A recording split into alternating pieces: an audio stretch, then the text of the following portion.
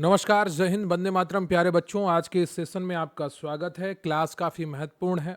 पर्यावरण एवं पारिस्थितिकी यानी कि इन्वायरमेंट और इकोलॉजी का पीवाईक्यू सीरीज हमारी चल रही है, जिसमें आपको 4 वीडियो मिल चुके हैं। आज ये आपका 5वां वीडियो है, जिसमें आप 85 प्रश्न करने वाले हैं और आज के ये प्रश्न आपके जैव विविधता पर आधारित हैं। तो इन प्रश्नों को अच्छे से करिएगा और UP lower PCS, UP triple SC PET, RO PCS की परीक्षा, फॉरेस्ट गार्ड की परीक्षा, इन सभी में यहाँ से प्रश्न आने वाले हैं। तो क्लास बहुत ही महत्वपूर्ण है, अंत तक देखिएगा।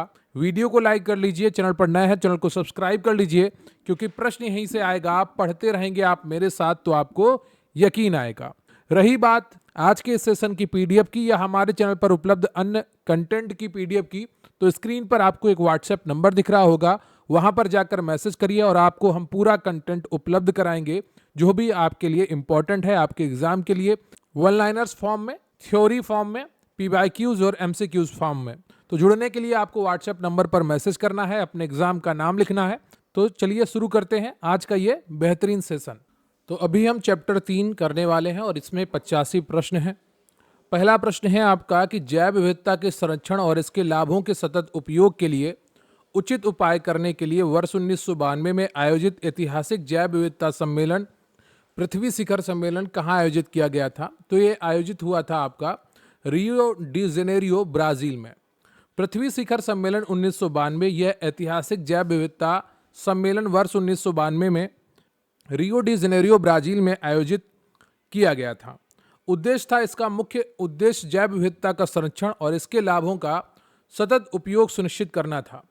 प्रमुख उपलब्धियों की अगर बात करें तो इसी सम्मेलन के दौरान वैश्विक पर्यावरण सुविधा की स्थापना की गई थी। एजेंडा 21 की बात करें तो पर्यावरण और विकास के लिए 21वीं सदी का खाका, जिसे एजेंडा 21 कहा जाता है, इसी पृथ्वी शिखर सम्मेलन द्वारा स्थापित और स्वीकृत किया गया था। अगला प्रश्न है आपका कि बायोडायवर्सिटी फिनांस इनिशिएटिव किसके साथ सहयोग में है? तो इसका सही उत्तर है आपका option A, United Nations development programme UNDP. Biofin का सहयोग, biodiversity finance initiative United Nations development programme के सहयोग से चलाई जा रही एक प्रमुख वैश्विक पहल है। शुरुआत इसकी यूएनडीपी द्वारा वर्ष 2012 में की गई थी। मुख्य उद्देश्य इसका है जैव विविधता संरक्षण और सतत प्रबंधन के लिए वित्त पोषण से जुड़ी चुनौतियों का समाधान करना। यह देशों को उनकी राष्ट्रीय जैव विविधता वित्त योजनाओं को विकसित करने और लागू करने में मदद करता है। अगला प्रश्न है आपका कि रिक्त स्थान एक जीव है जो कार्बनिक सब्सटेंस। सही उत्तर है इसका आपका ऑप्शन डी, आर्गेनोट्रोफक। आर्गेनोट्रोफ ये सूक्ष्म जीव विज्ञान में ऐसे जीव होते हैं जो अपने श्वसन या ऊर्जा उत्पादन प्रक्रियाओं के लिए आवश्यक इलेक्ट्रॉनों या हाइड्रोजन की प्राप्ति कार्बनिक पदार्थों से करते हैं। इसके विपरीत जो जीव अकार्बनिक पदार्थों से इलेक्ट्रॉन प्राप्त करते हैं उन्हें लिथोट्रोफ कहा जाता है। तो आर्गेनोट्रोफ और लिथोट्रोफ, मनुष्य, जानवर और अधिकांश बैक्टीरिया मुख्य रूप से आर्गेनोट्रोफ की श्रेणी में ही आते हैं, क्योंकि वे कार्बनिक भोजन से ऊर्जा प्राप्त करते हैं। अगला प्रश्न है आपका कि न्यूमेटोफोर निम्नलिखित में से किससे संबंधित हैं? तो सही उत्तर है आपका ऑप्शन डी, मैंग्रोव। न्यूमेटोफोर यह मैंग्रोव व अन्य दलदली पौधों में पाई जाने वाली एक विशेष प्रकार की जड़ें श्वसन मूल है। चूंकि दलदली मिट्टी में ऑक्सीजन की कमी होती है, इसलिए इन पौधों की जड़ें मिट्टी से ऊपर गुरुत्वाकर्षण के विपरीत हवा में बाहर निकल आती हैं। इन जड़ों का मुख्य कार्य वायुमंडल से सीधे ऑक्सीजन ग्रहण करना और गैसों का आदान प्रदान करना है, ताकि पौधा जीवित रह सके। भारत में सुंदरबन के मैंग्रोव वनों, सुंदरी वृक्षों में न्यूमेटोफोर जड़ें प्रमुखता से पाई जाती हैं। अगला प्रश्न है आपका कि रामसर स्थल तवा जलाशय किस राज्य में स्थित है? तो सही उत्तर है आपका ऑप्शन ए, मध्य प्रदेश। 2022 का यूपी ट्रिपल एससी का प्रश्न है। तवा जलाशय यह एक विशाल जलाशय है जो मध्य प्रदेश के नर्मदापुरम, होशंगाबाद जिले के इटारसी में स्थित है। यह जलाशय नर्मदा की सहायक नदी तवा पर बांध बनाकर वर्ष 1978 में निर्मित किया गया था। रामसर स्थल, इसे हाल ही में वर्ष 2024 में अंतर्राष्ट्रीय और राष्ट्रीय महत्व के रामसर स्थल के रूप में नामित किया गया है, जो इसके पारिस्थितिकी महत्व को दर्शाता है। अगला प्रश्न है आपका कि ऐसी प्रजातियां जिनकी उपस्थिति अन्य प्रजातियों के समूह की उपस्थिति को इंगित करती है और उनकी जिनकी अनुपस्थिति प्रजातियों के उस पूरे समूह की कमी को इंगित करती है क्या कहलाती है? तो सही उत्तर है आपका ऑप्शन ए संकेतक प्रजातियां। संकेतक प्रजातियां ये वे प्रजातियां होती हैं जिनकी उपस्थिति बहुतायत या अनुपस्थित किसी पारिस्थितिकी तंत्र की समग्र पर्यावरणीय स्थिति स्वास्थ्य का संकेत देती हैं। यदि ये प्रजातियां किसी क्षेत्र में मौजूद हैं तो यह इंगित करता है कि वहां उनके साथ रहने वाली अन्य प्रजातियों का समूह भी मौजूद है और पर्यावरण स्वस्थ है। उदाहरण के लिए जल में प्रदूषण का स्तर मापने के लिए कुछ मछलियां या लाइकेन वायु प्रदूषण के सूचक संकेतक प्रजातियों के रूप में कार्य करते हैं। अगला प्रश्न है आपका कि जैविक संरक्षण में प्रकाशित एक नए अध्ययन के अनुसार किस मुद्दे के कारण कई अनोखे जानवर और पौधे विलुप्त हो जाएंगे? तो सही उत्तर है आपका option B greenhouse gas उत्सर्जन। विज्ञान पत्रिका जैविक संरक्षण में प्रकाशित एक अध्ययन के अनुसार ग्रीन हाउस गैस उत्सर्जन में वृद्धि दुनिया के अनोखे जानवरों और पौधों के विलुप्त होने का सबसे बड़ा कारण बन रही है। लगातार बढ़ रहे इस उत्सर्जन से ग्लोबल वार्मिंग हो रही है, जिससे उनके प्राकृतिक आवास नष्ट हो जा रहे हैं।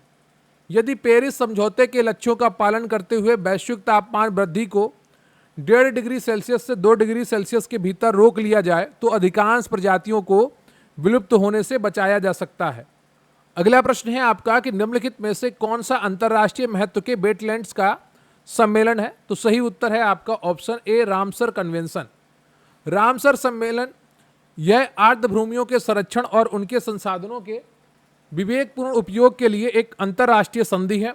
इस संधि पर 2 फरवरी 1971 को ईरान के कैस्पियन सागर के तट पर स्थित शहर रामसर में हस्ताक्षर किए गए थे। यह संधि वैश्विक स्तर पर दिसंबर 1975 में लागू हुई।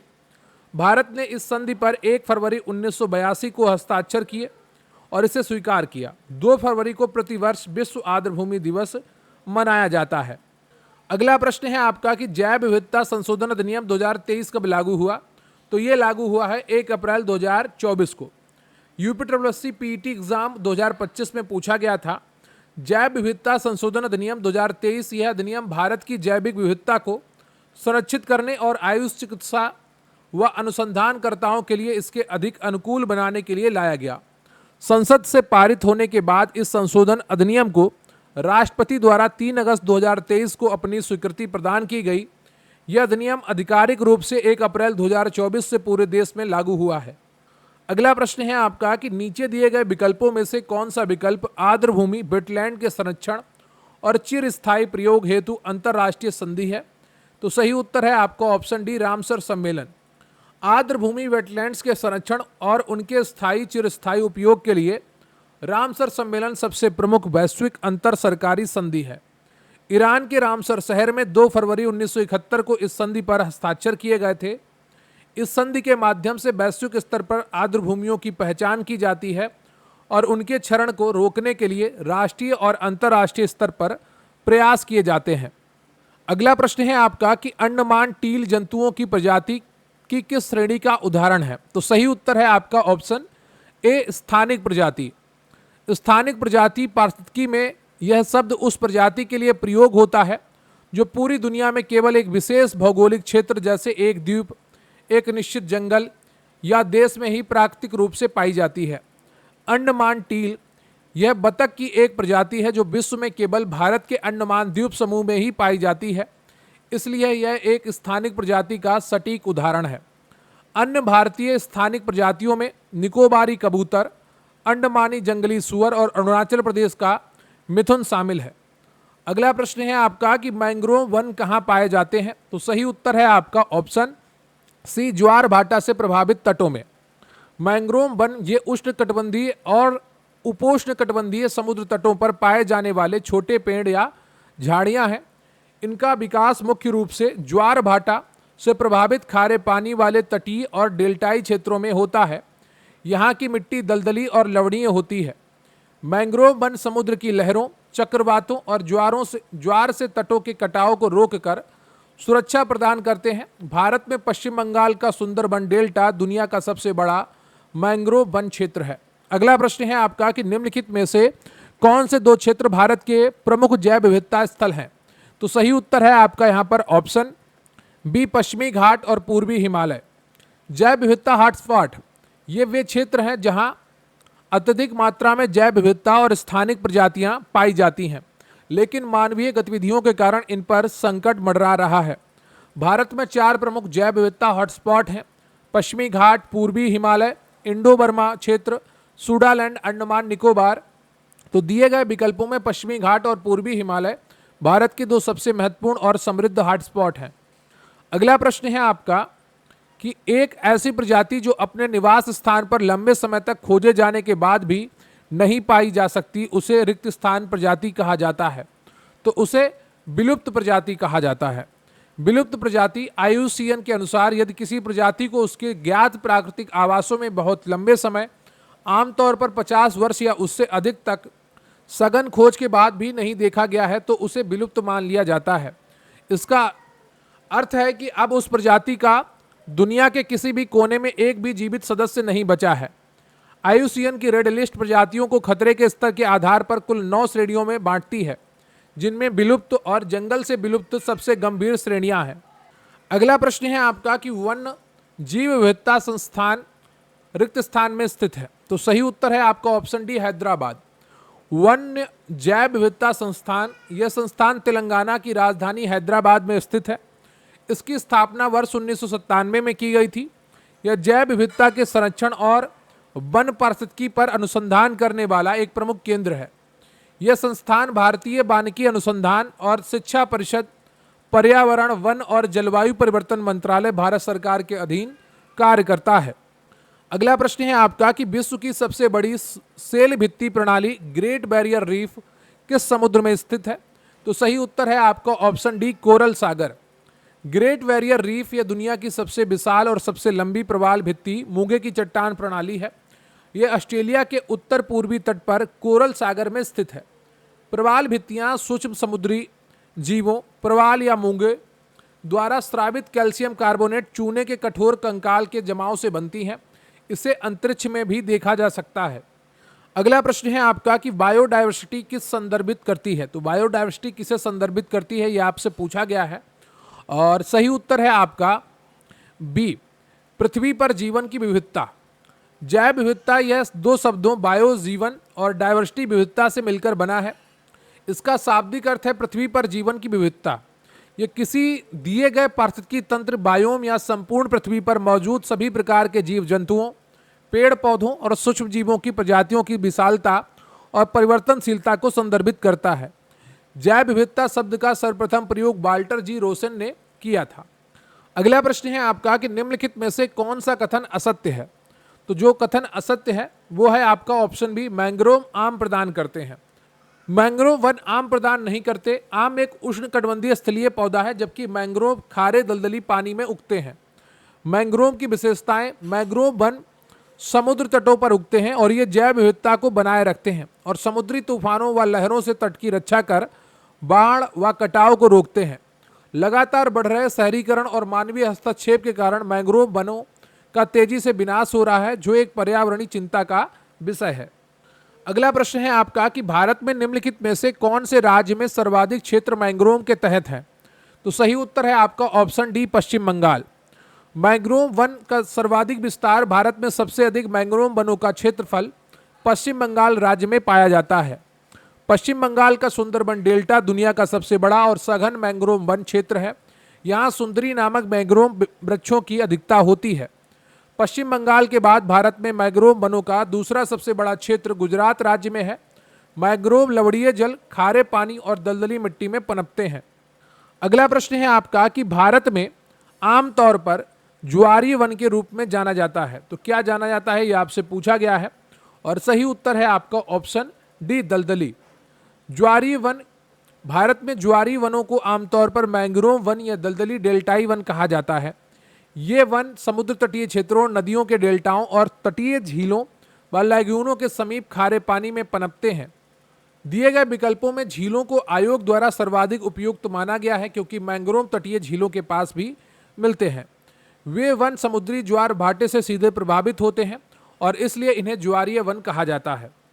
अगला प्रश्न है आपका कि सुंदरवन विश्व के टाइडल हेलोफाइस्टिक रिक्त स्थान जंगल का सबसे बड़ा एकल ब्लॉक है। तो सही उत्तर है आपका option C, mangrove. Sundarban delta ये भारत के पश्चिम बंगाल और बांग्लादेश में फैला विश्व का सबसे बड़ा डेल्टा है। यहाँ विश्व का सबसे बड़ा एकल टाइडल हेलोफाइटिक मैंग्रोव जंगल पाया जाता है। हेलोफाइट वे पौधे होते हैं जो खारे पानी लवणीय जल में उगने और जीवित रहने में सक्षम होते हैं। मैंग्रोव वन इसी श्रेणी में आते हैं। यहाँ सुंदरी नामक मैंग्रोव वृक्षों की अधिकता है, जिस कारण इसका नाम सुंदरबन पड़ा। अगला प्रश्न है आपका कि अंतर्राष्ट्रीय जैव विविधता दिवस किस तारीख को मनाया जाता है? तो ये मनाया जाता है 22 मई को।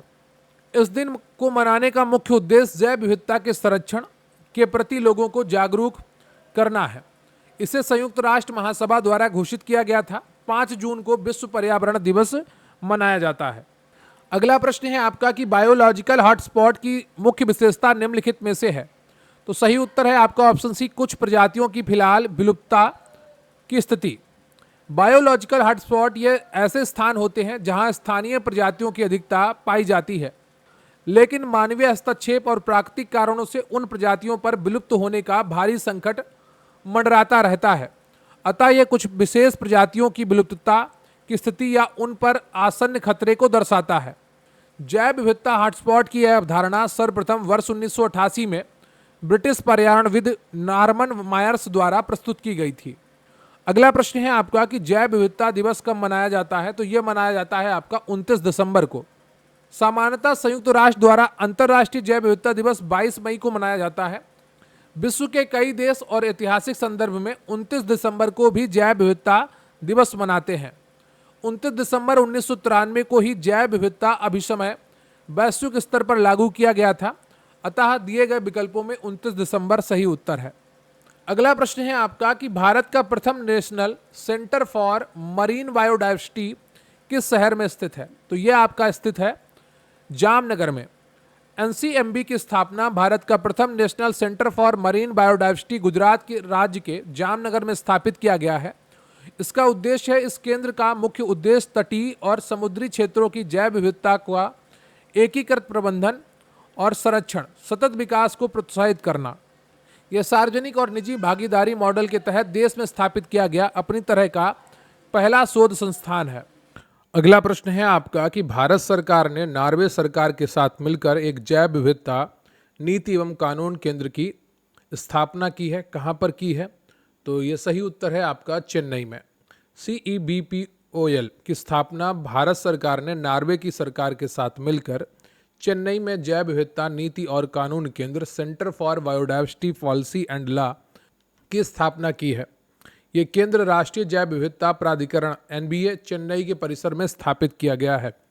इसका मुख्य लक्ष्य जैव विविधता से संबंधित नीतियों और कानूनों के निर्माण में पेशेवर विशेषज्ञता और क्षमता विकास को बढ़ावा देना है।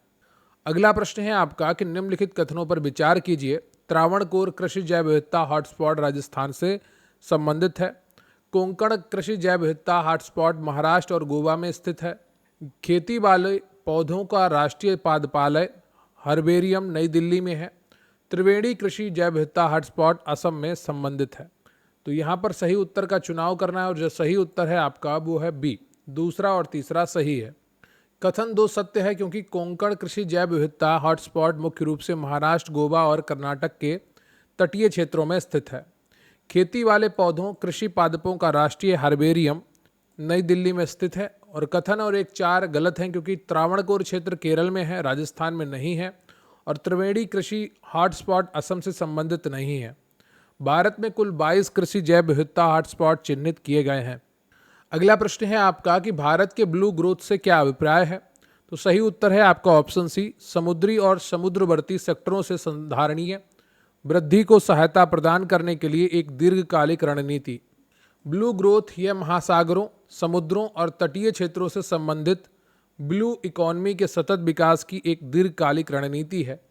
इसका उद्देश्य समुद्री संसाधनों का इस प्रकार उपयोग करना है कि आर्थिक विकास, GDP में योगदान भी हो, तटीय समुदायों की आजीविका में सुधार आए और साथ ही समुद्री पारिस्थितिकी तंत्र का संरक्षण भी सुनिश्चित हो। यह समुद्री ऊर्जा, मत्स्य पालन, जलीय कृषि और समुद्री पर्यटन आदि से सतत विकास को बढ़ावा देता है। अगला प्रश्न है आपका सूची 1 को सूची 2 से मिलाइए और यहाँ पर जो सही मिलान है आपका वो बी है। विलुप्त प्राय प्रजाति लायन टेल मकॉक, असुरक्षित प्रजाति नीली भेड़ है। दुर्लभ प्रजाति मरुस्थलीय भेड़ और हार्नबिल है। विलुप्त प्रजाति गुलाबी सिर वाली बतख है। विलुप्त प्राय लायन टेल मकाक, ये पश्चिमी घाट में पाए जाने वाला एक संकटग्रस्त प्राइमेट है। असुरक्षित नीली भेड़, इसे असुरक्षित श्रेणी में रखा गया है। दुर्लभ मरुस्थलीय भेड़ और हार्नबिल दुर्लभ प्रजातियों की श्रेणी में आते हैं। गुलाबी सिर वाली बतख भारत में इसे विलुप्त मान लिया गया है क्योंकि यह दशकों से नहीं देखी गई है। अगला प्रश्न है आपका कि ब्लू कार्बन क्या है। तो इसका सही उत्तर है आपका ऑप्शन ए, महासागरों और तटीय पारिस्थितिकी तंत्रों द्वारा प्रग्रहित कार्बन। ब्लू कार्बन यह वह कार्बन है जिसे दुनिया के महासागरों और तटीय पारिस्थितिकी तंत्रों जैसे मैंग्रोव, समुद्री घास और दलदली भूमि द्वारा वायुमंडल से सोख कर संग्रहित किया जाता है। ये समुद्री पारिस्थितिकी तंत्र कार्बन सिंक के रूप में कार्य करते हैं और ग्रीन हाउस गैसों विशेषकर CO2 के प्रभाव को कम करने में महत्वपूर्ण भूमिका निभाते हैं। स्थलीय वनों की तुलना में तटीय प्रणालियां कार्बन को अधिक तेजी से और लंबे समय तक संग्रहित कर सकती हैं। अगला प्रश्न है आपका कार्टाजेना प्रोटोकॉल, जिसमें भारत एक पक्षकार है, किससे संबंधित है। तो इसका सही उत्तर है आपका ऑप्शन बी, जैव विविधता सम्मेलन कन्वेंशन ऑन बायोलॉजिकल डाइवर्सिटी के तत्वाधान में तय की गई जैव सुरक्षा से। कार्टाजेना प्रोटोकॉल यह एक अंतर्राष्ट्रीय समझौता है जिसका मुख्य उद्देश्य जैव सुरक्षा सुनिश्चित करना है। 1992 के पृथ्वी सम्मेलन में अपनाए गए जैव विविधता अभिशमय कन्वेंशन ऑन बायोलॉजिकल डाइवर्सिटी के एक पूरक समझौते के रूप में 29 जनवरी 2000 को अपनाया गया। ये प्रोटोकॉल आधुनिक जैव प्रौद्योगिकी से उत्पन्न लिविंग मॉडिफाइड ऑर्गेनिज्म के सुरक्षित उपयोग, परिवहन और हैंडलिंग को नियंत्रित करता है ताकि मानव स्वास्थ्य और पर्यावरण पर कोई प्रतिकूल प्रभाव ना पड़े। अगला प्रश्न है आपका कि जैव सुरक्षा बायोसेफ्टी का कार्टाजेना प्रोटोकॉल निम्नलिखित केंद्रीय मंत्रालयों में से कौन कार्यान्वित करता है। तो ये पर्यावरण एवं वन मंत्रालय कार्यान्वित करता है। IAS 2009 का प्रश्न है। भारत ने इस प्रोटोकॉल पर 23 जनवरी 2001 को हस्ताक्षर किए थे और यह वैश्विक स्तर पर 11 सितंबर 2003 से प्रभावी हुआ। मंत्रालय के अंतर्गत ही आनुवांशिक इंजीनियरिंग मूल्यांकन समिति कार्य करती है जो जैव सुरक्षा नियमों का पालन सुनिश्चित करती है। अगला प्रश्न है आपका कि कार्टाजेना शहर जो जैव सुरक्षा प्रोटोकॉल के लिए प्रसिद्ध है कहाँ स्थित है। तो ये स्थित है कोलंबिया में। कार्टाजेना ये दक्षिण अमेरिका महाद्वीप के कोलंबिया देश में कैरिबियन तट पर स्थित एक प्रमुख शहर है। इस शहर के नाम पर जैव सुरक्षा और संबंधित बहुचर्चित अंतर्राष्ट्रीय समझौते का नाम कार्टाजेना प्रोटोकॉल रखा गया है। यह प्रोटोकॉल वर्ष 2000 में पेरिस में अपनाया गया था, लेकिन इसकी आरंभवार्ता कार्टाजेना शहर में ही आयोजित हुई थी। निम्नलिखित कथनों में से कौन सा सही है आपसे पूछा गया है। UNREDD+ प्रोग्राम की समुचित अभिकल्पना और प्रभावी कार्यान्वयन महत्वपूर्ण रूप से योगदान दे सकते हैं। तो क्या योगदान दे सकते हैं। जैव विविधता का संरक्षण करने में, वन्य पारिस्थितिकी की समुत्थानशीलता में, गरीबी कम करने में। तो सही उत्तर है आपका ऑप्शन डी, 1, 2 और 3 तीनों सही हैं आपके। UN REDD+ कार्यक्रम यह संयुक्त राष्ट्र पर्यावरण कार्यक्रम UNEP, विकास कार्यक्रम UNDP और खाद्य व कृषि संगठन FAO द्वारा संचालित एक सहयोगात्मक पहल है। इसका उद्देश्य विकासशील देशों में वनों की कटाई और वन क्षरण को रोककर कार्बन उत्सर्जन को कम करना है। इसके प्रभावी कार्यान्वयन से जैव विविधता का संरक्षण, वन पारिस्थितिकी की क्षमता बढ़ती है और वनों पर निर्भर स्थानीय समुदायों की गरीबी कम करने में भी महत्वपूर्ण सहायता मिलती है। अगला प्रश्न में कथन और कारण दिए गए हैं और सही उत्तर का चयन करना है। कथन है उष्णकटिबंधीय क्षेत्रों में तितलियों की सर्वाधिक प्रजातियां पाई जाती हैं। कारण दिया गया है कि तितलियां कम तापमान में जीवित नहीं रह सकती हैं। सही उत्तर है आपका ऑप्शन ए और आर दोनों सही हैं और आर ए की सही व्याख्या है। उष्णकटिबंधीय क्षेत्रों में जलवायु गर्म और आर्द्र होती है जहां दुनिया की अधिकांश जैव विविधता पाई जाती है, जिसमें तितलियों की सर्वाधिक प्रजातियां भी शामिल हैं। तितलियां असमतापी जीव होती हैं। वे अपने शरीर के तापमान को स्वयं नियंत्रित नहीं कर सकती और पर्यावरण के तापमान पर निर्भर होती हैं। बहुत कम तापमान में उनका उड़ना और जीवित रहना मुश्किल हो जाता है। कम तापमान में वे जीवित नहीं रह सकती, इसलिए वे उष्णकटिबंधीय गर्म क्षेत्रों में अधिक पनपती हैं। अगला प्रश्न है आपका कि निम्नलिखित क्षेत्रों पर विचार कीजिए। पूर्वी हिमालय, पूर्वी भूमध्य सागरीय क्षेत्र, उत्तरी पश्चिमी ऑस्ट्रेलिया। उपयुक्त में से कौन सा जैव विविधता का हॉटस्पॉट है? और सही उत्तर है आपका ऑप्शन ए, केवल एक। विश्व स्तर पर कंजर्वेशन इंटरनेशनल द्वारा 36 से अधिक जैव विविधता हॉटस्पॉट चिन्हित किए गए हैं।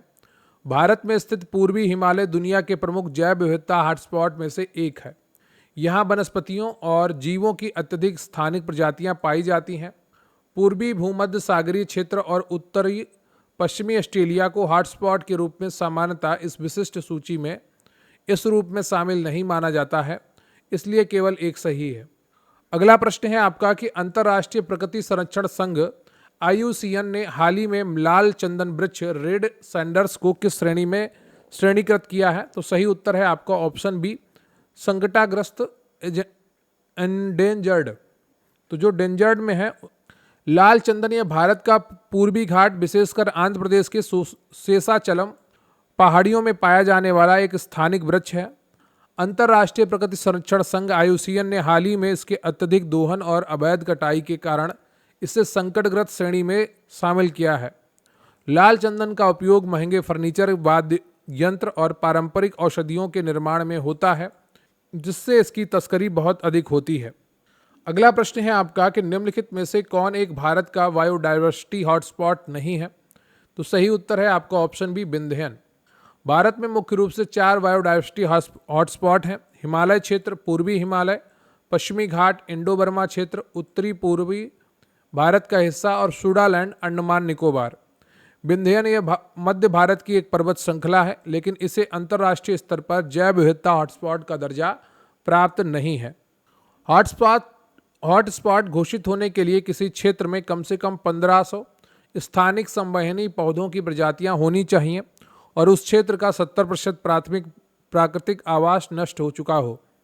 अगला प्रश्न है आपका कि जैव विविधता के संदर्भ में भारत में निम्नलिखित में से कौन सा क्षेत्र हॉटस्पॉट माना जाता है? सही उत्तर है आपका ए, अंडमान निकोबार द्वीप समूह। सूडालैंड हॉटस्पॉट भारत का अंडमान और निकोबार द्वीप समूह सूडालैंड नामक वैश्विक जैव विविधता हॉटस्पॉट का एक महत्वपूर्ण हिस्सा है। सूडालैंड हॉटस्पॉट का विस्तार दक्षिण पूर्व एशिया में, जिसमें इंडोनेशिया, मलेशिया और भारत का यह द्वीप समूह शामिल है।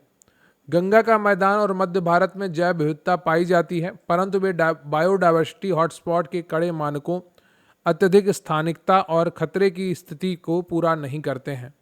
अगला प्रश्न है आपका कि भारत में जैव विविधता की दृष्टि से संतृप्त क्षेत्र निम्न में से कौन सा है?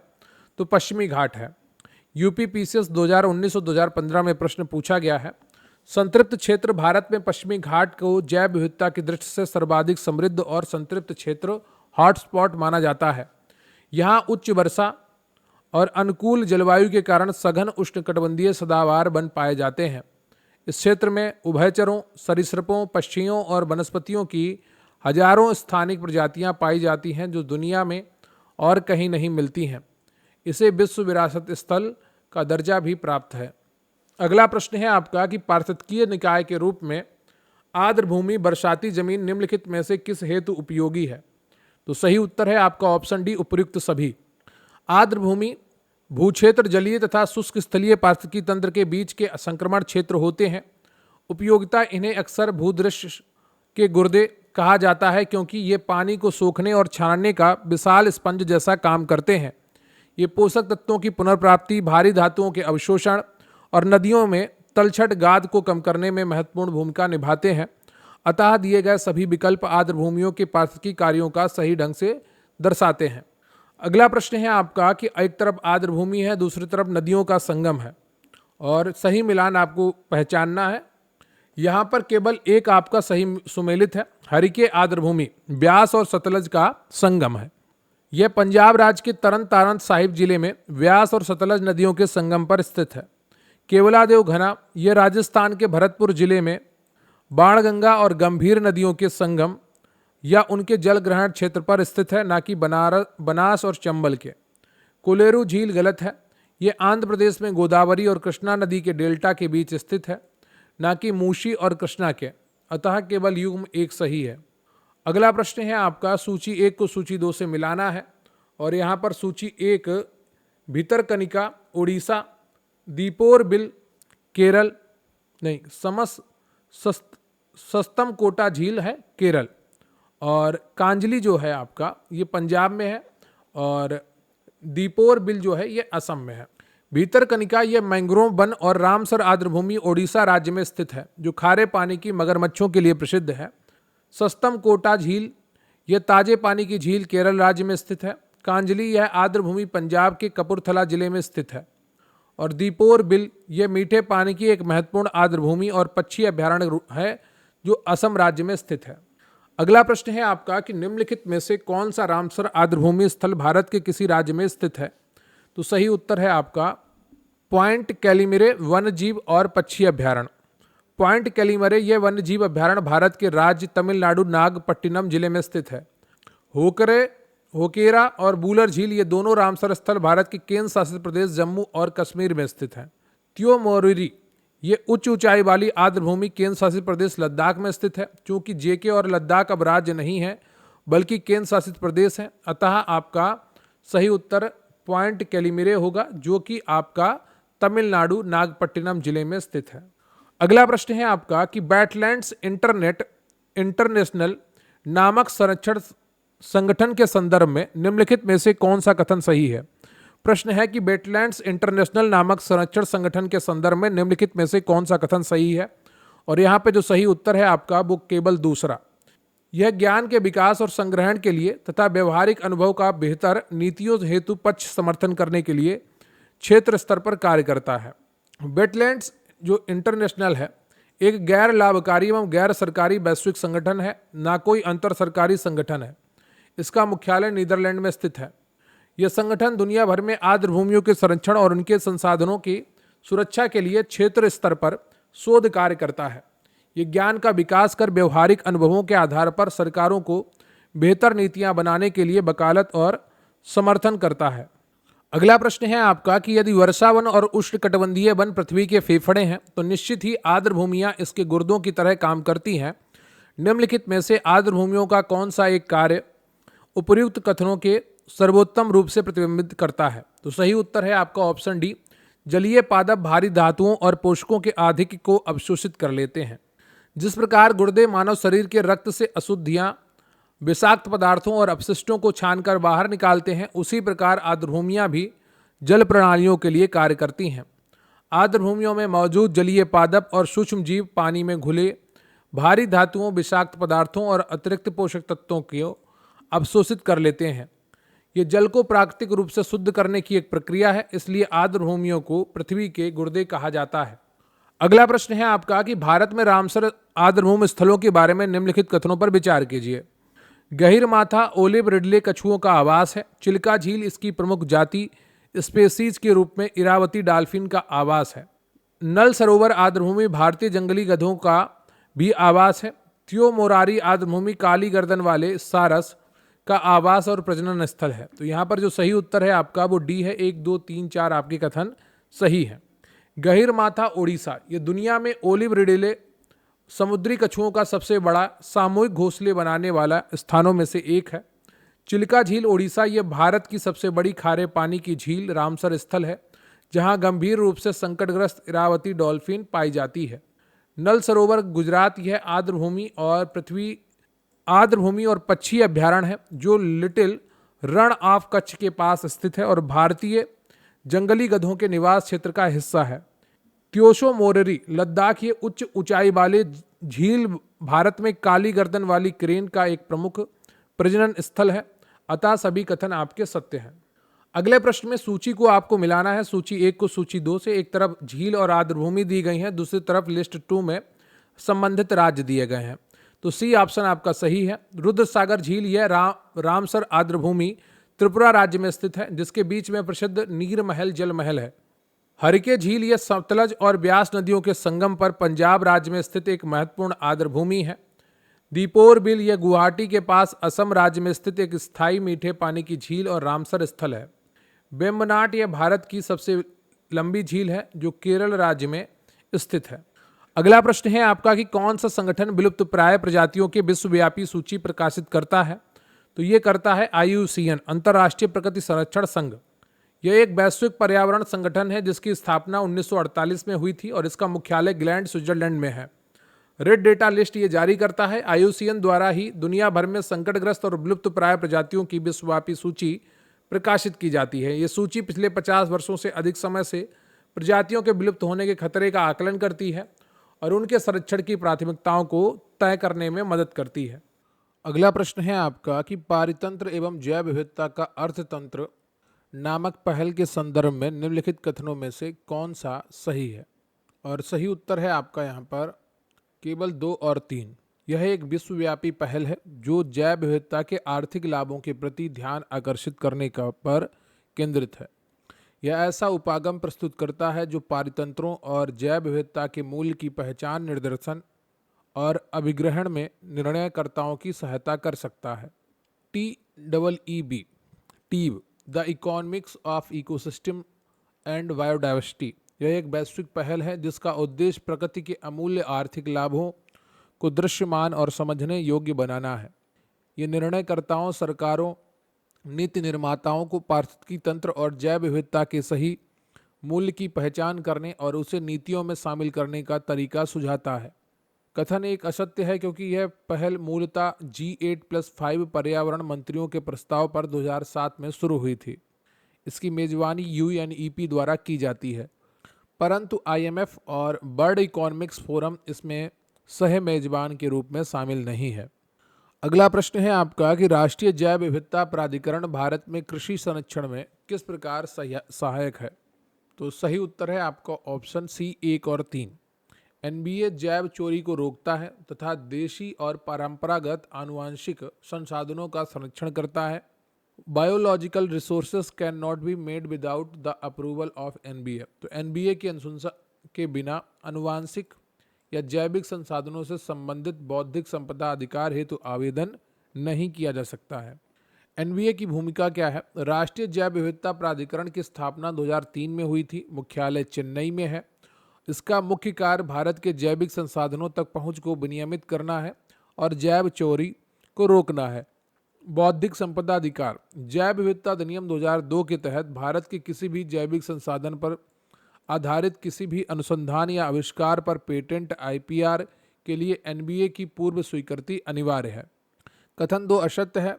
कृषि फसलों के आनुवांशिक संशोधन GM क्रॉप्स के अनुसंधान की मॉनिटरिंग और सुपरविजन आनुवांशिक इंजीनियरिंग मूल्यांकन समिति करती है, न कि NBA।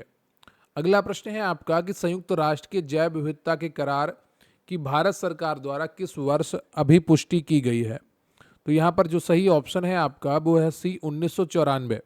CBD का अनुसमर्थन भारत सरकार द्वारा जैव विविधता पर संयुक्त राष्ट्र सम्मेलन कन्वेंशन ऑन बायोलॉजिकल डाइवर्सिटी की आधिकारिक अभिपुष्टि 18 फरवरी 1994 को की गई थी। यह संधि 1992 के पृथ्वी सम्मेलन में हस्ताक्षर के लिए प्रस्तुत की गई थी। इस अंतर्राष्ट्रीय प्रतिबद्धता को लागू करने के लिए भारत ने बाद में जैव विविधता अधिनियम 2002 पारित किया। अगला प्रश्न है आपका कि जैव विविधता निम्नलिखित माध्यम द्वारा मानव अस्तित्व का आधार बनी हुई है। तो सही उत्तर है आपका ऑप्शन डी 1, 2, 3, 4। ये सही उत्तर है आपके मृदा निर्माण, मृदा अपरदन की रोकथाम, अपशिष्ट का पुनर्चक्रण और शस्य परागण। जैव विविधता का महत्व पृथ्वी पर मानव का अस्तित्व पूरी तरह से जैव विविधता द्वारा प्रदान की जाने वाली पारिस्थितिकी तंत्र सेवाओं पर निर्भर है। सूक्ष्म जीव और अपघटक मिलकर जैविक अपशिष्टों का पुनर्चक्रण करते हैं और चट्टानों के अपक्षय से मृदा का निर्माण करते हैं। पेड़ों की जड़ें मृदा अपरदन को रोकती हैं और उसे बांध कर रखती हैं। कीट, पतंगे, पक्षी और अन्य जीव फसलों में परागण का महत्वपूर्ण कार्य करते हैं, जिससे कृषि उत्पादन और खाद्य सुरक्षा सुनिश्चित होती है। अतः चारों माध्यम सही हैं। अगला प्रश्न है आपका कि निम्नलिखित में से कौन सा जैव विविधता में कमी का कारक है? पर्यावरण प्रदूषण, संसाधनों का अत्यधिक दोहन, ना तो ए ना तो बी और ए और बी दोनों या उपयुक्त में से कोई नहीं।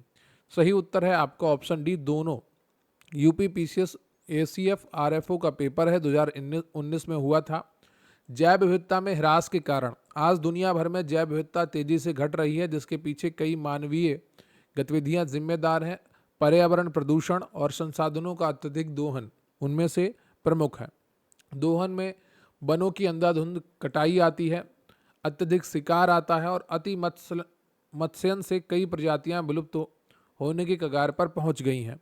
प्रदूषण में क्या आता है? जल, वायु और मृदा प्रदूषण के कारण जीवों के प्राकृतिक आवास विषाक्त हो रहे हैं, जिससे प्रजातियां मरने लगती हैं, जैसे जलीय जीवों पर प्रभाव।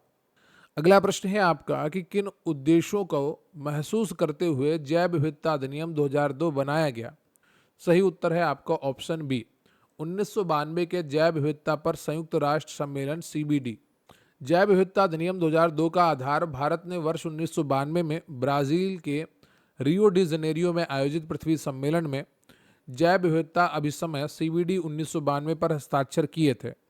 इस अंतर्राष्ट्रीय समझौते के उद्देश्यों जैसे जैव विविधता का संरक्षण, उसका सतत उपयोग और जैविक संसाधनों से उत्पन्न होने वाले लाभों का उचित बंटवारा को अपने देश में कानूनी रूप से लागू करने के लिए भारत सरकार ने जैव विविधता अधिनियम 2002 का निर्माण किया। अगला प्रश्न है आपका कि भारत में जैव विविधता अधिनियम किस वर्ष पारित हुआ। तो 2002 में पारित हुआ था, आप सभी इससे परिचित हैं। इसी अधिनियम के प्रावधानों के तहत वर्ष 2003 में राष्ट्रीय जैव विविधता प्राधिकरण का गठन किया गया था। अगला प्रश्न है आपका कि भारत की जैव विविधता के संदर्भ में Ceylon frogmouth, coppersmith, barbet grey chinned, minivet और व्हाइट थ्रोटेड रेड स्टार्ट क्या है। तो ये सब आपके पक्षी हैं। दिए गए सभी नाम भारत की जैव विविधता में पाए जाने वाले पक्षियों की विभिन्न प्रजातियां हैं। सीलोन फ्रॉग माउथ ये दक्षिण भारत की पश्चिमी घाट और श्रीलंका के जंगलों में पाए जाने वाला एक रात्रिचर पक्षी है।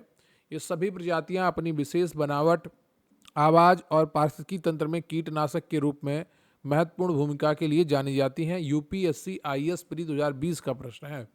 अगला प्रश्न है आपका कि जैव विविधता मापने की गणितीय सूचकांकों में से कौन सा एक स्थानीय स्तर पर किसी समुदाय आवासीय क्षेत्र में माध्य प्रजाति विविधता को दर्शाता है। तो सही उत्तर है आपका ऑप्शन ए, अल्फा सूचकांक।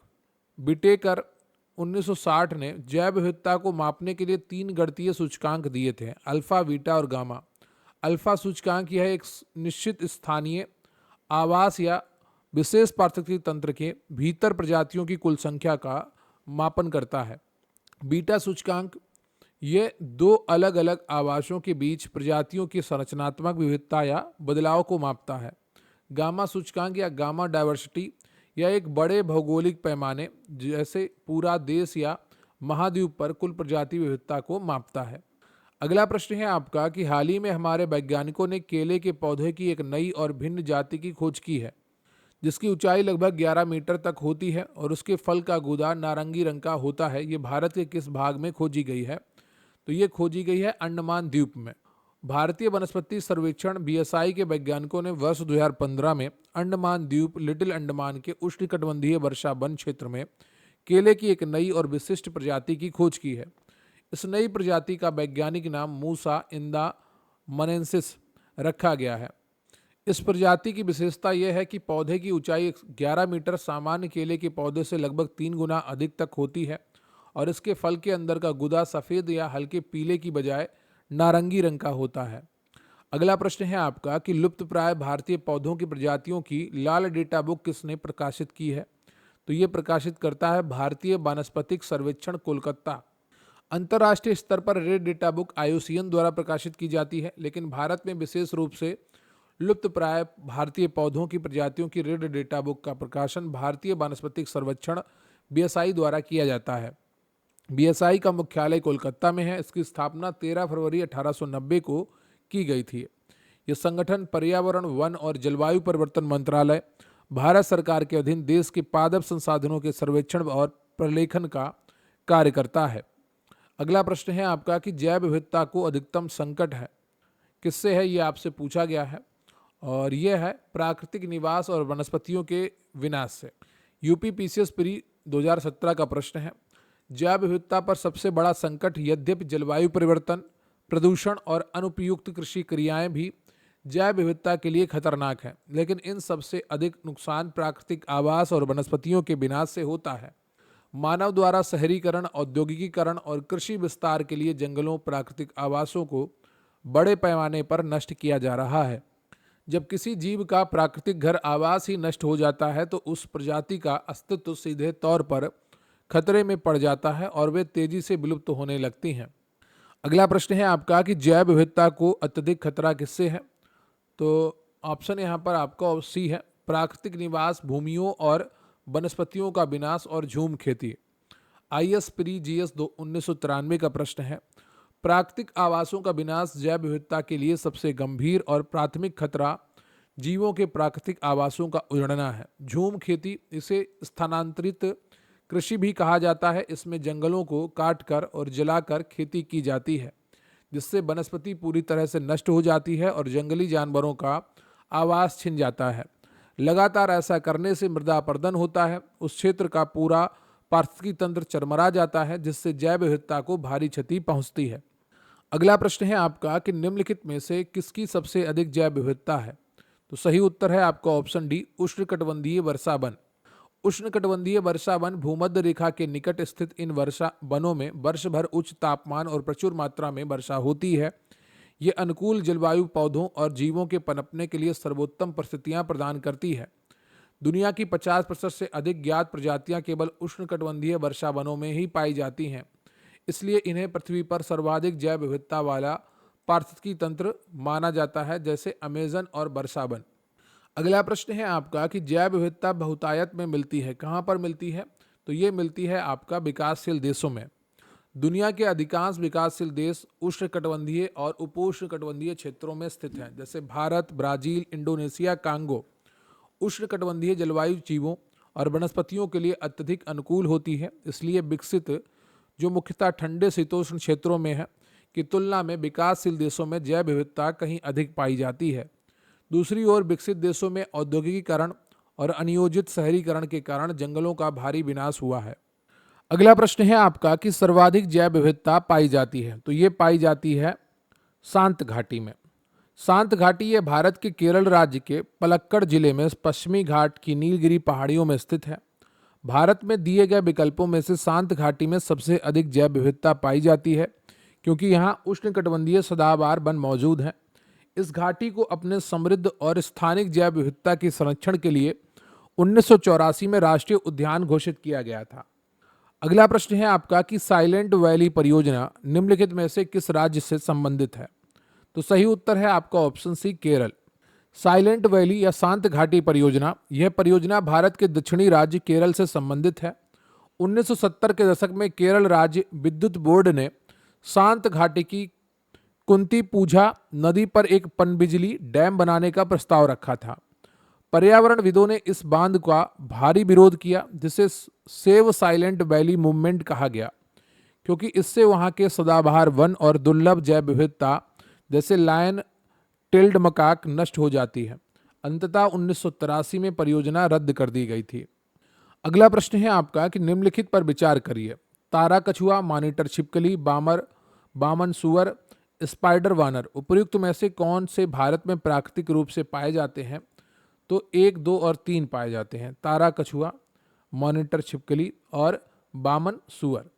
बामन सुअर पिग्मी हॉग ये दुनिया का सबसे छोटा जंगली सुअर है, जो केवल भारत के असम राज्य मानस नेशनल पार्क में प्राकृतिक रूप से पाया जाता है। तारा कछुआ ये भारत के सूखे और शुष्क इलाकों में प्राकृतिक रूप से पाया जाता है। मॉनिटर छिपकली, इसे भारत में गोहो भी कहा जाता है, यह भी भारत में व्यापक रूप से पाई जाती है। स्पाइडर वानर, यह बंदर केवल मध्य और दक्षिण अमेरिका के उष्णकटिबंधीय वनों में प्राकृतिक रूप से पाया जाता है, भारत में नहीं। अगला प्रश्न है आपका कि डुगोंग नामक समुद्री जीव जो कि विलोपन की कगार पर है, क्या है? तो ये एक स्तनधारी मैमल है, ठीक है। डुगोंग, इसे आमतौर पर समुद्री गाय भी कहा जाता है। यह एक पूरी तरह से जलीय शाकाहारी स्तनधारी समुद्री जीव है। यह मुख्य रूप से उथले तटीय क्षेत्रों में समुद्री घास खाता है। भारत में यह मन्नार की खाड़ी, तमिलनाडु, कच्छ की खाड़ी, गुजरात और अंडमान निकोबार द्वीप समूह में पाया जाता है। प्रदूषण और शिकार के कारण असुरक्षित श्रेणी में और वन्य जीव संरक्षण अधिनियम 1972 के तहत इसे पूर्ण कानूनी संरक्षण प्राप्त है। अगला प्रश्न है आपका कि प्रकृति एवं प्राकृतिक संसाधन अंतर्राष्ट्रीय संरक्षण संघ द्वारा प्रकाशित रेड डेटा बुक्स में निम्नलिखित सूचियां सम्मिलित की जाती हैं। तो यहाँ पर 3 बिंदु दिए गए हैं और उनमें से जो सही है आपका वो केवल 2 है। संकटग्रस्त पौधे और पशु जातियां की सूची। रेड डेटा बुक IUCN द्वारा प्रकाशित यह पुस्तक विश्व भर में उन सभी संकटग्रस्त पौधों और पशु प्रजातियों की सूची प्रदान करती है जिन पर विलुप्त होने का खतरा मंडरा रहा है। इस सूची में हॉटस्पॉट के सभी स्थानिक जीवों की या विभिन्न देशों के संरक्षित स्थलों की सूची शामिल नहीं होती है। रेड डेटा बुक प्रजातियों के विलुप्त होने के जोखिम को 9 श्रेणियों में बांटती है ताकि संरक्षण कार्यों को प्राथमिकता दी जा सके। अगला प्रश्न है आपका कि निम्नलिखित कथनों पर विचार कीजिए। भारत में रेड पांडा प्राकृतिक रूप से केवल पश्चिमी हिमालय में पाया जाता है। भारत में स्लो लोरिस उत्तर पूर्व के सघन वनों में रहता है। तो सही उत्तर है आपका ऑप्शन केवल दूसरा आपका सही है। रेड पांडा एक दुर्लभ स्तनपायी है जो भारत में पश्चिमी हिमालय में नहीं बल्कि पूर्वी हिमालय, मुख्यतः सिक्किम, अरुणाचल प्रदेश और दार्जिलिंग के क्षेत्र में उच्च तुंगता वाले वनों में पाया जाता है। स्लो लोरिस एक छोटा और निशाचर रात में सक्रिय प्राइमेट है। भारत में यह पूर्वोत्तर राज्यों के घने जंगलों में प्राकृतिक रूप से पाया जाता है। अगला प्रश्न है आपका कि निम्नलिखित में से किसने सर्वप्रथम बायोडायवर्सिटी शब्द का प्रयोग किया था। तो ये था वाल्टर जी रोजन द्वारा। बायोडायवर्सिटी शब्द, इस शब्द का प्रयोग सबसे पहले वाल्टर जी रोजन द्वारा वर्ष 1985 में किया गया। उन्होंने जैविक विविधता के संक्षिप्त रूप में इस शब्द को गढ़ा था। हालांकि जैविक विविधता शब्द का सबसे पहले प्रयोग E.A. नोर्स और R.E. मैकमेनस 1980 ने किया था, लेकिन बायोडायवर्सिटी का श्रेय W.G. रोजन को जाता है। E.O. विल्सन को बायोडायवर्सिटी का पिता माना जाता है। उन्होंने इसे लोकप्रिय की बनाया। अगला है जीवित जीवों में विभिन्नता उन सभी स्रोतों से जिनमें जमीनी, समुद्री और दूसरे पारितंत्र तथा पारिस्थितिकी समष्टियां शामिल हैं, जिनके वे भाग हैं, जिसमें पारितंत्रों की जातियों के अंदर और जातियों के बीच विविधता शामिल है, किसे निर्दिष्ट करती हैं। तो सही उत्तर है आपका ऑप्शन डी, जैविक विविधता। ये परिभाषा जैविक विविधता की पूर्ण और आधिकारिक परिभाषा है जिसे जैव विविधता अभिसमय में अपनाया गया था। जैविक विविधता का तात्पर्य सभी प्रकार के पारिस्थितिक तंत्र, स्थलीय, समुद्री, जलीय में रहने वाले जीवों के बीच पाई जाने वाली विभिन्नता से है। इसमें 3 स्तरों की विविधता शामिल होती है: आनुवांशिक विविधता जातियों के भीतर, प्रजाति विविधता जातियों के बीच में, और पारिस्थितिकी तंत्र विविधता। अगला प्रश्न है आपका कि निम्नलिखित में से कौन से जैव विविधता के संरक्षण के लिए महत्वपूर्ण रणनीति है। तो सही उत्तर है आपका ऑप्शन ए, जैव मंडल रिजर्व। जैव विविधता संरक्षण की सबसे व्यापक और महत्वपूर्ण रणनीति जैव मंडल रिजर्व की स्थापना करना है। जैव मंडल रिजर्व में न केवल वन्य जीवों और वनस्पतियों का संरक्षण किया जाता है, बल्कि है उस क्षेत्र में रहने वाले आदिवासियों, स्थानीय लोगों की पारंपरिक जीवन शैली और संस्कृति को भी संरक्षित करता है। यह स्वस्थानीय संरक्षण का एक उत्कृष्ट उदाहरण है जो सतत विकास और अनुसंधान को भी बढ़ावा देता है। भारत का पहला बायोस्फीयर रिजर्व नीलगिरी 1986 में स्थापित हुआ था। अगला प्रश्न है आपका कि निम्नलिखित में से कौन से जीव समूह की सर्वाधिक जैव विविधता होती है। तो यह है आपका कवक। पृथ्वी पर मौजूद जीव समूहों में कशेरुकी जीवों, मछलियां, उभयचर स्तनधारी की तुलना में कवक प्रजातियों की जैव विविधता कहीं अधिक है। वैज्ञानिकों के अनुसार मछलियों, उभयचर और स्तनधारियों की ज्ञात प्रजातियों की कुल संख्या को मिला भी दिया जाए तो भी कवक प्रजातियों की संख्या उनसे अधिक है। कवक लगभग हर प्रकार के पर्यावरण, हवा, जल, मिट्टी, यहाँ तक कि अन्य जीवों के अंदर भी जीवित रह सकते हैं, जिससे इनकी विविधता बहुत विशाल है। अगला प्रश्न है आपका कि प्रजातियों की अधिकतम विविधताएं कहाँ पाई जाती हैं। तो ये पाई जाती हैं उष्णकटिबंधीय प्रदेश में। उष्णकटिबंधीय प्रदेश भूमध्य रेखा के आसपास का क्षेत्र है, कर्क रेखा और मकर रेखा के बीच में। इस क्षेत्र में प्रजातियों की अधिकतम विविधता पाई जाती है क्योंकि यहाँ वर्ष भर उच्च सौर ऊर्जा यानी कि गर्मी और प्रचुर वर्षा प्राप्त होती है। यह स्थिर और अनुकूल जलवायु पौधों की वृद्धि और जीवों के विकास के लिए सबसे बेहतर स्थितियां पैदा करती हैं, जैसे अमेजन बेसिन, कांगो बेसिन और दक्षिणी पूर्व एशिया। इसके विपरीत ध्रुवीय क्षेत्रों में सबसे कम जैव विविधता मिलती है। अगला प्रश्न है आपका, सूची 1 को सूची 2 से मिलाना है। एक तरफ कंट्री दिया गया है, दूसरी तरफ animal found in its natural habitat. तो सही उत्तर है आपका यहाँ पर डी, इनमें से कोई भी सुमेलित नहीं है। इंड्री जो है यह दुनिया का सबसे बड़ा जीवित लेमूर प्रजाति है जो केवल मेडागास्कर के स्थानिक जंगलों में पाया जाता है। एल्क ये हिरण परिवार का एक बड़ा जानवर है जो मुख्य रूप से उत्तरी अमेरिका और पूर्वी एशिया जैसे साइबेरिया के ठंडे इलाकों में पाया जाता है। बोनोबो ये चिंपैंजी जैसी प्रजाति का बानर है जो केवल कांगो लोकतांत्रिक गणराज्य के वर्षा वनों में पाया जाता है, मेडागास्कर में नहीं। अगला प्रश्न है आपका कि गैंगटिक डॉल्फिन के संबंध में निम्नलिखित कथनों पर विचार कीजिए। गंगा नदी की डॉल्फिन को आईयूसीएन की रेड लिस्ट के तहत लुप्त प्राय प्रजाति के रूप में वर्गीकृत किया गया है। इसमें कोई क्रिस्टलीय नेत्र लेंस नहीं होता है जो इसे प्रभावी रूप से अंधा बना देता है। ये इकोलोकेशन का उपयोग कर आगे बढ़ती है और शिकार करती है। इसे भारत की राष्ट्रीय जलीय जीव के रूप में मान्यता दी गई है। तो सही उत्तर है आपका डी, उपरोक्त सभी। 2023 में बीपीएससी में पूछा गया प्रश्न है, गैंगटिक डॉल्फिन या गंगा डॉल्फिन, इसे 5 अक्टूबर 2009 को भारत का राष्ट्रीय जलीय जीव घोषित किया गया था। आईयूसीएन की रेड लिस्ट में इसे संकटग्रस्त या लुप्त प्राय श्रेणी में रखा गया है।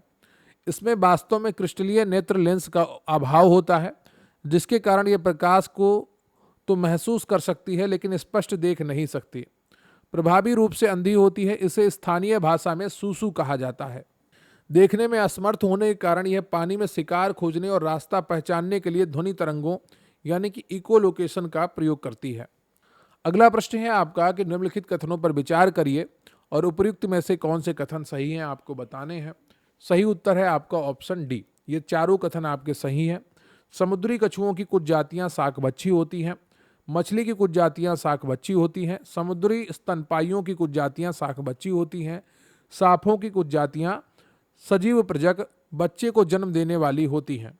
समुद्री कछुए ग्रीन सी टर्टल जैसे समुद्री कछुओं की प्रजातियां मुख्य रूप से समुद्री घास और शैवाल खाती हैं, अतः वे शाकभक्षी होती हैं। मछलियां पैरट फिश और सर्जन फिश जैसी कई मछलियों की प्रजातियां मूंगे की चट्टानों के पास समुद्री शैवाल खाती हैं और शाकभक्षी होती हैं। समुद्री स्तनधारी डुंगोग समुद्री गाय और मैनेटस ऐसे समुद्री स्तनधारी हैं जो पूर्णतः शाकभक्षी होते हैं। सांप की बात करें तो अधिकांश सांप अंडे देते हैं, लेकिन ग्रीन एनाकोंडा और सैंड बोआ जैसी कुछ प्रजातियां अंडे देने की बजाय सीधे बच्चों को जन्म देती हैं। अगला प्रश्न है आपका कि एक जीव भौगोलिक क्षेत्र से जैव विविधता का महत्वपूर्ण भंडार है और जिसे मानव द्वारा खतरा है, क्या कहलाता है। सही उत्तर है आपका बी, जैव विविधता हॉटस्पॉट तप्त स्थल। जैव विविधता हॉटस्पॉट यह शब्द 1988 में नॉर्मन मायर्स द्वारा गढ़ा गया था। यह पृथ्वी का ऐसा जीव भौगोलिक क्षेत्र है जो स्थानिक प्रजातियों और जैव विविधता से अत्यंत समृद्ध भंडार होता है, लेकिन इस क्षेत्र के प्राकृतिक आवास का 70% या उससे अधिक हिस्सा मानवीय गतिविधियों, पेड़ों की कटाई, प्रदूषण आदि के कारण नष्ट हो चुका होता है और प्रजातियों पर अस्तित्व का खतरा मंडरा रहा होता है। भारत में 4 हॉटस्पॉट क्षेत्र हैं। अगला प्रश्न है आपका कि निम्नलिखित में से कौन सा जैविक मूल का है। तो सही उत्तर है आपका मूंगा। जैविक मूल, इनमें से केवल मूंगा की उत्पत्ति जैविक जीवों से होती है। मूंगा या प्रवाल वास्तव में छोटे छोटे समुद्री जंतु पालिप्स होते हैं जो कैल्शियम कार्बोनेट का स्राव करते हैं और अपने कठोर आवरणों का निर्माण करते हैं। इन्हीं मृत मूंगा जीवों के आवरण के जमा होने से समय के साथ मूंगे की चट्टानें बनती हैं और इसे रत्न के रूप में भी पहना जाता है। अन्य विकल्पों की अगर बात करें तो पन्ना, माणिक और पुखराज विशुद्ध रूप से अकार्बनिक खनिज और कीमती पत्थर हैं जो पृथ्वी की भूपर्पटी में भूवैज्ञानिक प्रक्रियाओं खनिजों के सम्मिश्रण से बनते हैं। अगला प्रश्न है आपका कि निम्नलिखित में से कौन सा प्रवाल भित्ति द्वीप नहीं है। तो यहाँ पर जो सही उत्तर है आपका वो डी है, क्यूशू द्वीप, जापान। क्यूशू द्वीप यह जापान के 4 मुख्य द्वीपों में से सबसे दक्षिणी और तीसरा सबसे बड़ा द्वीप है। यह प्रवाल भित्ति से नहीं बना है बल्कि यह एक ज्वालामुखीय द्वीप है। अन्य विकल्पों में ऑस्ट्रेलिया की ग्रेट बैरियर रीफ, फिजी की रेनबो रीफ और भारत का स्वराज द्वीप जिसे पहले हैवलॉक द्वीप कहा जाता था, अंडमान निकोबार का हिस्सा है। ये सभी प्रसिद्ध प्रवाल भित्ति द्वीप के उदाहरण हैं। अगला प्रश्न है आपका कि निम्नलिखित में से किस क्षेत्र में प्रवाल भित्ति नहीं पाई जाती है। तो ये नहीं पाई जाती है कैम्बे की खाड़ी यानी कि खंबात की खाड़ी में। भारत में प्रवाल भित्तियां मुख्य रूप से मन्नार की खाड़ी, कच्छ की खाड़ी, लक्षद्वीप, मिनिकॉय द्वीप समूह और अंडमान निकोबार द्वीप में पाई जाती हैं। कैम्बे की खाड़ी यानी खंबात की खाड़ी गुजरात तट पर स्थित है। इस खाड़ी में प्रवाल भित्तियां नहीं पाई जाती हैं। प्रवाल जीवों के विकास के लिए स्वच्छ जल, उथला समुद्र और एक निश्चित तापमान लगभग 20 डिग्री सेल्सियस से 21 डिग्री सेल्सियस की आवश्यकता होती है। खंबात की खाड़ी में नदियां नर्मदा ताप्ती द्वारा भारी मात्रा में गाद लाया जाता है, जिसके कारण वहाँ पानी गंदा रहता है और प्रवाल जीवित नहीं रह पाते हैं। अगला प्रश्न है आपका कि निम्नलिखित में से कौन सा एक प्रवाल भित्ति कोरल रीफ के महत्व को स्पष्ट नहीं करता है। तो सही उत्तर है आपका ऑप्शन डी, ये भूकंपों से समुदायों की रक्षा करते हैं। देखिए, इनसे लोगों को रोजगार मिलता है, इनसे भवन सामग्री, बिल्डिंग मटेरियल की आपूर्ति होती है, ये तूफानों से तटरेखा की रक्षा करते हैं। ये तीनों आपके सही है। प्रवाल भित्तियों का महत्व। प्रवाल भित्तियां समुद्री जैव विविधता का सबसे समृद्ध केंद्र होती हैं। इनसे पर्यटन और मछली पालन के माध्यम से रोजगार मिलता है। मरने के बाद मूंगे की कैल्शियम कार्बोनेट के कठोर खोल का उपयोग करके कई तटीय इलाकों में भवन सामग्री चूना पत्थर के रूप में किया जाता है। ये एक प्राकृतिक ब्रेक वाटर की तरह काम करती हैं और समुद्री तूफानों, चक्रवातों और तेज लहरों से तटरेखाओं की रक्षा करती हैं।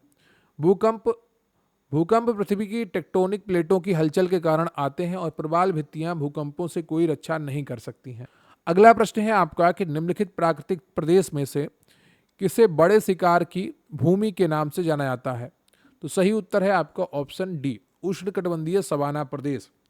यूपीपीसीएस 2019 का प्रश्न है, सवाना प्रदेश यह उष्णकटिबंधीय शुष्क आर्द्र जलवायु वाला घास का मैदान है जो मुख्यतः अफ्रीका महाद्वीप के एक विशाल क्षेत्र में फैला हुआ है। सवाना बायोम में बहुत ऊंची और मोटी घास एलिफेंट ग्रास उगती है। यहाँ शाकाहारी जानवरों, जेबरा, जिराफ, हाथी और बड़े शिकारी मांसाहारी जानवरों शेर, चीता, तेंदुआ की भारी बहुलता पाई जाती है। इन्हें बड़े और खतरनाक जानवरों के कारण सवाना प्रदेश की दुनिया में बड़े शिकारों की भूमि या सफारी के नाम से जाना जाता है।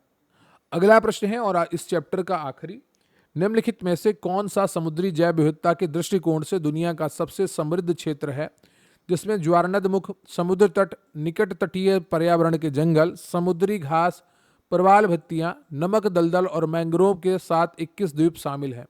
तो ये सही उत्तर है आपका मन्नार की खाड़ी बायोस्फीयर रिजर्व। मन्नार की खाड़ी ये भारत की दक्षिण पूर्वी तट तमिलनाडु और श्रीलंका के बीच में स्थित है।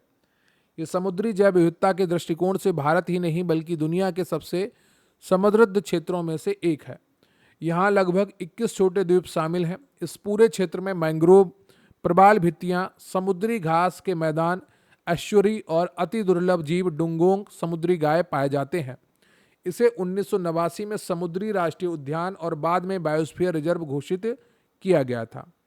तो आज का ये सेशन आपका कंप्लीट होता है। वीडियो को लाइक करिएगा, चैनल पर नए हैं चैनल को सब्सक्राइब करिएगा और अपने दोस्तों के साथ भी शेयर करिएगा और कमेंट करके हमें बताइएगा कि आज के ये 85 प्रश्न आपको कैसे लगे। निरंतर हम आपको PYQs करा रहे हैं जो विभिन्न परीक्षाओं में एनवायरनमेंट और इकोलॉजी से जुड़े हुए प्रश्न पूछे गए हैं। हमारा प्रयास है आपको लगभग सभी चैप्टर्स के PYQs करवाने का, जिससे आपकी तैयारी आसान और सुगम हो जाए। रही बात आज के इस सेशन की PDF की, तो स्क्रीन पर आपको WhatsApp नंबर दिख रहा होगा जहां पर आप हमें मैसेज करके अपना एग्जाम लिखकर हमारे साथ जुड़ सकते हैं और हम आपको सुव्यवस्थित PDFs उपलब्ध कराएंगे जिससे आपकी तैयारी आसान हो जाएगी। देखिए, मेहनत बहुत करनी पड़ेगी, बगैर मेहनत के रिजल्ट नहीं आएगा। फिर चाहे आप किसी फील्ड में रह रहे हों, हर फील्ड को आपकी मेहनत की आवश्यकता है और बिन मेहनत आपको कुछ नहीं मिलेगा। ये जब तक आप स्वीकार नहीं करेंगे तब तक आप खुद को उतना झकझोर नहीं पाएंगे, उतना समर्पित नहीं कर पाएंगे जितने की आवश्यकता है। लगातार मेहनत करते रहिए और अगर आपको PDF के लिए हमारे साथ जुड़ना है तो स्क्रीन पर आपको WhatsApp नंबर दिख रहा है, वहाँ पर मैसेज करिए और कमेंट अच्छे करते रहा करिए। हम अच्छा कंटेंट लाएं, आप अच्छे कमेंट करें, ये संबंध हमारा बना रहेगा तो हम दोनों के लिए काफ़ी अच्छा रहेगा। तो आज के लिए बस इतना ही, मिलेंगे नेक्स्ट सेशन में। तब तक के लिए जय हिंद, जय भारत।